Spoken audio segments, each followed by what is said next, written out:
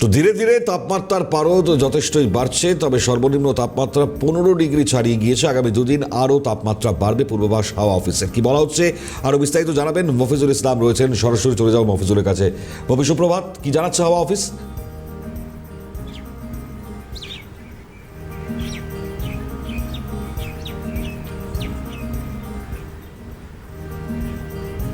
দেখো, বিগত কয়েকদিন ধরে যেভাবে তাপমাত্রার পারদ চড়তে চলেছে সেটা কিন্তু আরও 48 ঘন্টা, আগামী 48 ঘন্টা বজায় থাকবে। অর্থাৎ আগামী দুদিন আরও তাপমাত্রা বাড়বে, এমনটাই কিন্তু আলিপুর আবহাওয়া দপ্তরের আবহাওয়াবিদরা জানাচ্ছেন।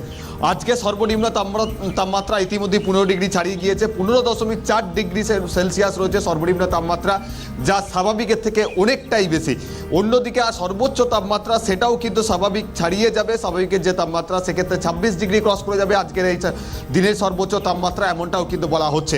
আগামী 48 ঘন্টায় এই তাপমাত্রা আরও বাড়বে, সর্বনিম্ন তাপমাত্রা 16 ডিগ্রি ঘর কিন্তু ছাড়িয়ে যেতে পারে, এমনটাও কিন্তু বলা হচ্ছে। আগামী 48 ঘন্টা তাপমাত্রা আরও বাড়ার পরের 48 ঘন্টা কিন্তু একই রকমভাবে তাপমাত্রা থাকবে, অর্থাৎ সেক্ষেত্রে তখন আর তাপমাত্রার কোনো হেরফের হবে না।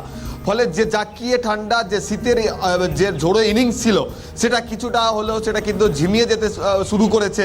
ফলে পরবর্তী সময়ে আবার শীত ফিরে আসবে কিনা সেটা এখনই নিশ্চিতভাবে বলতে পারছেন না আবহাওয়াবিদরা।